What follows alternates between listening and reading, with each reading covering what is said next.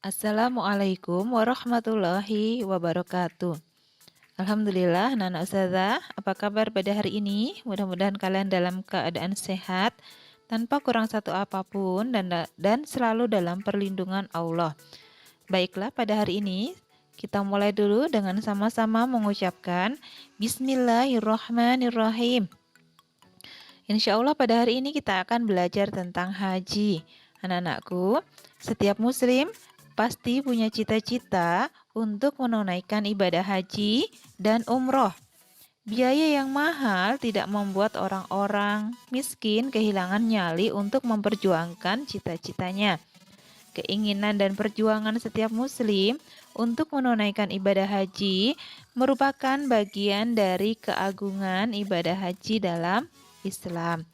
Dahulu setelah Nabi alaihi salam selesai memperbaharui bangunan Ka'bah, Baitullah, Allah memerintahkannya untuk mengundang umat manusia untuk beribadah haji.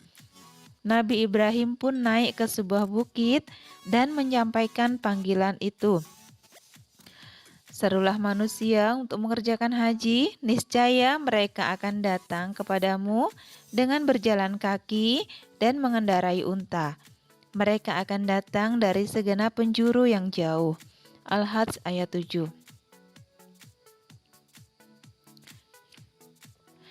Tujuan pembelajaran kita pada hari ini, yang pertama menjelaskan pengertian hukum haji, menjelaskan ketentuan-ketentuan ibadah haji, menjelaskan urutan haji. Haji artinya secara bahasa sengaja atau menuju. Secara istilah, haji adalah sengaja mendatangi Baitullah atau Ka'bah untuk melakukan beberapa amal ibadah dengan cara-cara tertentu, dilaksanakan pada waktu tertentu menurut syarat yang ditentukan dan semata-mata untuk mendapat ridha Allah Subhanahu wa taala. Keutamaan ibadah haji. Yang pertama, haji merupakan amal ibadah yang paling utama. Yang kedua, haji termasuk jihad di jalan Allah. Yang ketiga, haji menghapuskan dosa-dosa. Yang keempat, haji mabrur, balasannya adalah surga. Yang kelima, orang yang sedang melaksanakan ibadah haji merupakan tamu Allah. Apa hukum haji? Hukum haji wajib bagi orang yang mampu. Dalam hadisnya, Islam adalah engkau bersaksi bahwa tidak ada Tuhan selain Allah dan Muhammad adalah utusan Allah. Mendirikan sholat, menunaikan zakat, berpuasa di bulan Ramadan, berhaji ke Baitullah jika engkau mampu. Jadi anak-anak ustazah, kalau seseorang dikatakan mampu secara finansial, maksudnya secara materi, secara fisik, dan keinginan. Jadi anak-anak ustazah, kalau orang sudah ada semuanya itu, maka dia hukumnya menjadi wajib. Syarat-syarat wajib haji dan umroh, yang pertama, dia harus seorang muslim. Yang tidak muslim, dia tidak wajib. Yang kedua, balik.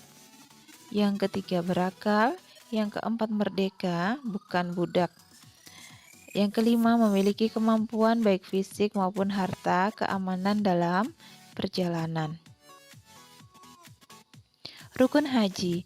Rukun haji adalah kegiatan yang harus dilakukan di dalam ibadah haji, sehingga jika tidak dilakukan, hajinya tidak sah dan harus mengulang di tahun berikutnya. Rukun haji yang pertama adalah ihram, yaitu niat melaksanakan rangkaian ibadah haji. Jadi niat dari awal sampai semua rangkaian itu adalah ihram. Yang kedua adalah wukuf di Arafah. Apa wukuf di Arafah? Wukuf di Arafah adalah pada tanggal 9 Zulhijjah di antara waktu zuhur hingga menjelang terbenamnya matahari. Yang ketiga ada tawaf ifadah, yaitu mengelilingi Ka'bah sebanyak 7 kali putaran setelah wukuf di Arafah dan melempar jumroh di Mina. Yang keempat, sa'i, yaitu berjalan atau berlari kecil di antara Bukit Safa dan Marwah sebanyak 7 kali. Dari Safa ke Marwah dihitung 1 kali, dari Marwah ke Safa dihitung 1 kali. Wajib haji. Ketentuan-ketentuan ibadah haji lainnya selain rukun haji ada yang namanya wajib haji. Wajib haji adalah amalan yang harus dilaksanakan dalam rangkaian ibadah haji, sehingga jika ditinggalkan ibadah hajinya tetap sah, tetapi harus membayar dam atau denda. Apa perbedaan wajib haji dan rukun haji? Perbedaan antara wajib haji dengan rukun haji adalah jika seseorang meninggalkan salah satu dari rukun haji, ibadah hajinya tidak sah dan harus mengulang pada tahun berikutnya. Sementara jika meninggalkan salah satu dari wajib haji, ibadah hajinya tetap sah tetapi harus membayar denda atau dam. Hal-hal yang termasuk wajib haji, yang pertama adalah ihram dari mikot. Mikot artinya batas waktu dan tempat untuk melaksanakan ibadah haji. Jadi ihram dari mikot artinya, saya ulang, batas waktu dan tempat untuk pelaksanaan ibadah haji. Batas waktu atau yang disebut dengan mikot zamani, yaitu boleh berikhram untuk haji dari bulan Syawal, Zulkaidah hingga 9 hari pertama bulan Zulhijjah. Sementara di batas tempat atau tempat mikot makani, yaitu Bir Ali bagi jamaah yang datang dari Madinah, maksud ustazah itu yang datang di sekitar Mekah seperti Madinah, Yalamlam bagi yang datang dari masuk Indonesia, Yanbu bagi dari yang datang dari arah lain. Jadi anak ustazah, memang ada batas-batas tertentu yang dari sekitar Mekah sendiri ataupun yang datang dari jauh. Mabit, yang kedua adalah namanya mabit atau bermalam di Musdalifah. Cukup berada pada saat di Musdalifah setelah melewati tengah malam. Yang ketiga, melempar jumroh atau jamrah.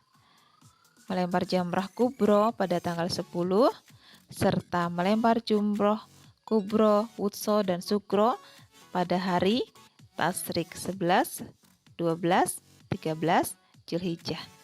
Yang keempat ada namanya tahallul, yaitu bercukur atau memendekkan rambut kepala.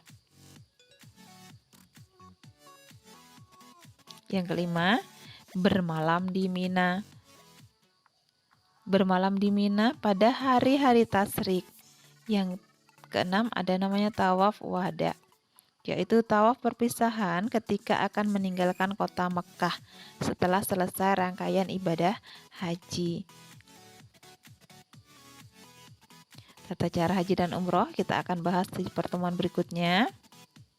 Baik, kita akan saksikan sambil dan duduk. Mudah-mudahan bisa menambah penjelasan dari ustazah.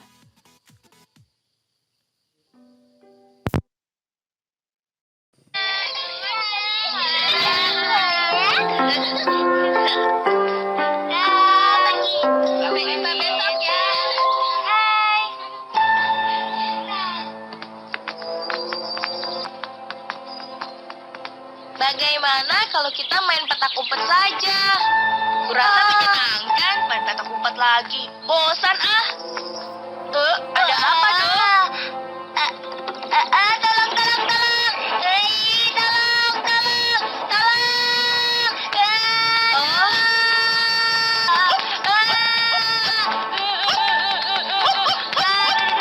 Jamil, tolong usir anjing itu cepat.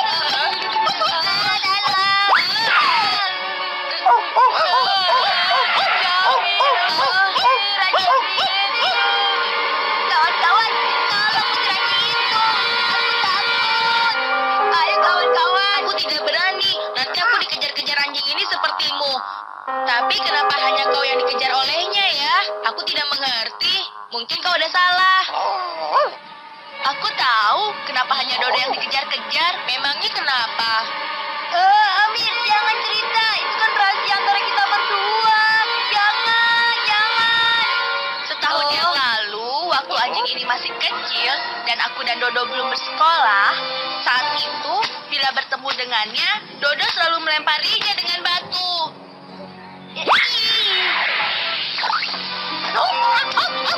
Bahkan anjing kecil itu selalu dikejar-kejar sambil dilempari batu oleh Dodo. Tapi dalam setahun, anjing itu bertambah besar dengan cepat. Sedangkan aku dan Dodo hanya bertemu sedikit. Nah, begitulah ceritanya. Makanya anjing itu selalu mengejar-ngejar Dodo. Oh, pantas saja anjing ini marah. Hei Dodo, kenapa kamu selalu melempari anjing ini dengan batu sewaktu dia masih kecil? Aku kan membayangkan lagi melempar jumroh. Anjing itu kujadikan sasaran. Tapi itu kan dulu, Syamil. Kak, jumroh itu apa, Kak? Syamil, sekarang kakak sedang belajar. Kalau mau tahu, baca saja sendiri bukunya. Ini. Terima kasih, Kak. Buku agama Islam Jumroh. Jumroh. Mana ya? Ah, ini dia yang kucari. Jumroh. Asal maknanya dalam bahasa Arab adalah batu kecil atau kerikil. Tapi maknanya dalam ibadah haji berbeda. Jumroh adalah nama tempat yang dilempari kerikil dalam ibadah haji. Ada 3 tempat jumroh yang semuanya terletak di Mina. Pertama, jumroh Aqobah. Biasa disebut jumroh kubro. Artinya jumroh yang besar. Terletak di sebelah kiri saat orang-orang memasuki Mina. Kedua, jumroh wusto. Terletak di tengah-tengah antara 2 jumroh. Ketiga, jumroh sugro. Artinya jumroh kecil. Melontar jumroh berasal dari peristiwa yang dilakukan Nabi Ibrahim saat menunaikan ibadah haji. Beliau dan putranya Nabi Ismail dihadang setan di tempat jumroh kubro untuk mengganggu. Nabi Ibrahim melempari setan dengan 7 butir kerikil sampai setan itu kemudian setan itu muncul lagi di jumroh wusto. Dilempari lagi oleh Nabi Ibrahim dengan 7 butir kerikil sampai setan itu kembali menghilang. Lalu setan menghadang lagi di jumroh yang ketiga dan Nabi Ibrahim melemparinya juga dengan 7 kerikil. Begitu setan itu masuk ke dalam bumi. Oh, ternyata begini ceritanya. Kemudian, melontar jumroh itu dilestarikan oleh Nabi Muhammad dalam rukun haji. Kakak mendengarkan ceritaku ya? Habisnya kamu membacanya keras sih. Kakak jadi tidak konsentrasi belajar. Sekalian saja kakak mendengarkan kamu membaca tentang jumroh. Syamil, Nadia, ayo sekarang kita sholat isya. Ayah sudah menunggu. Baik, Bu. Assalamualaikum. Selamat pagi semua. Saya Syamil. Selamat berjumpa lagi. Bagaimana kabar kalian? Semoga sehat selalu ya. Hari ini aku akan bertamasya, iya kan ya? Tentu, insya Allah. Tapi anak ayah yang saleh harus mandi dulu, ya. Cihuy, asik. Oke deh ayah. Ayo anak-anak, kita berangkat sekarang. Cepat. Baik ayah.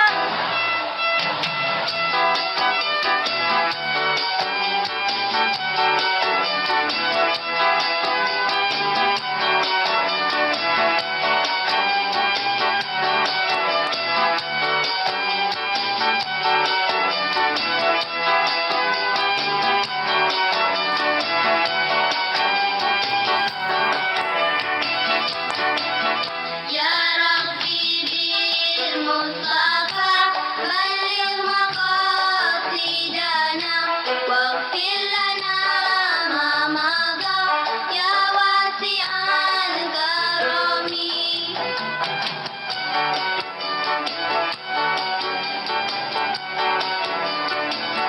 Ya Allah ya Tuhan kami, sampaikanlah tujuan kami.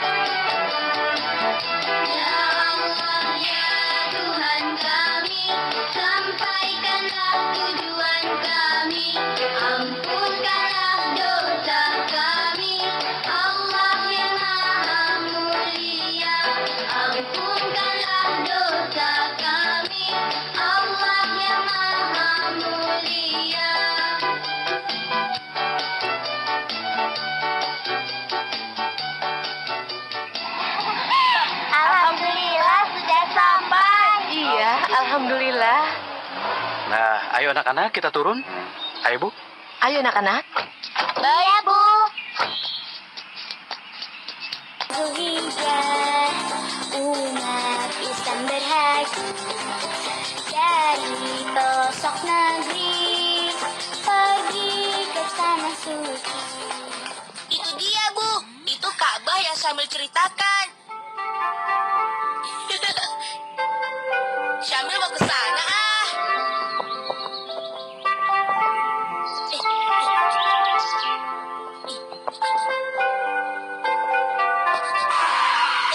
Sudah lari 7 kali. Capek ya? Habis lari-larinya semangat sekali sih. Syamil sudah tidak sabar ingin cepat-cepat praktek haji besok, Bu. Tolong jelasin ya mengenai Ka'bah. Syamil ingin tahu. Boleh kan, Bu? Aku ingin tahu tentang Ka'bah. Nadia juga ingin tahu, Bu. Baiklah, Ibu jelaskan. Dengarkan baik-baik ya. Ka'bah adalah kiblat bagi peribadatan umat Islam sedunia. Ka'bah terletak di negara Saudi Arabia, di kota Mekah. Menurut arti bahasa, Ka'bah berarti kubus dengan ukuran tinggi 15 meter, panjang 15 meter, dan lebar 15 meter. Ka'bah diselimuti kain kiswah yang berwarna hitam. Pada musim haji di bulan Zulhijjah, umat Islam datang mengunjungi Ka'bah untuk bertawaf, yaitu mengelilingi Ka'bah sebanyak 7 kali. Wah, Syamil latah ya. Ibu, ceritakan dong mengenai sejarah Ka'bah. Baiklah, dengarkan baik-baik ya. Ka'bah dibangun oleh Nabi Ibrahim dan putranya Nabi Ismail atas perintah Allah.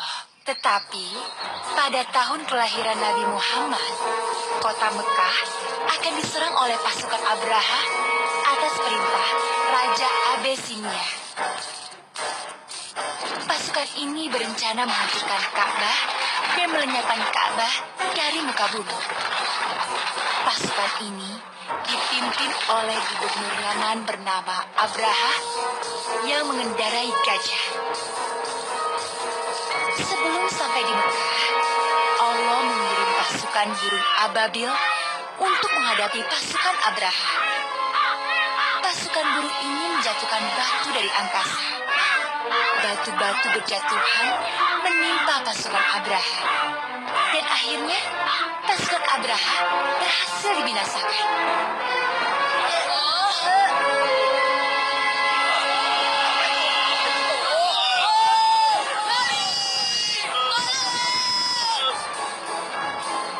Sungguh Allah telah melindungi Ka'bah dari niat jahat pasukan Abraha. Kemudian kejadian itu menjadi perbincangan orang-orang Mekah. Mereka menyebutnya sebagai tahun fil atau tahun gajah. Tahun di mana Nabi Muhammad dilahirkan. Nah, begitu Ibu rasa. Sudah semua Ibu ceritakan mengenai Ka'bah. Dan sekarang, ayo kita pulang anak-anak. Ibu sudah tahu letak Ka'bahnya. Jadi besok Ibu bisa mengantar Syamil.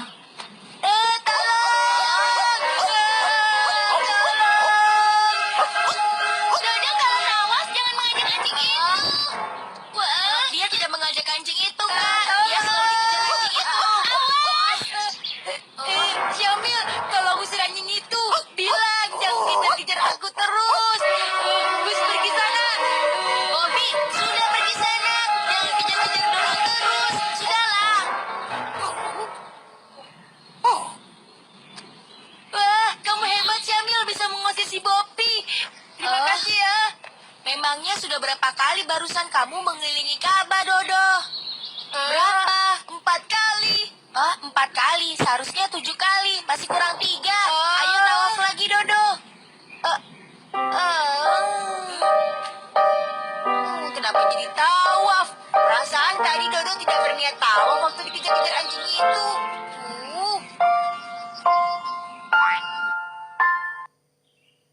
Baik, demikian materi Ustazah pada hari ini. Kurang lebihnya mohon maaf. Assalamualaikum warahmatullahi wabarakatuh.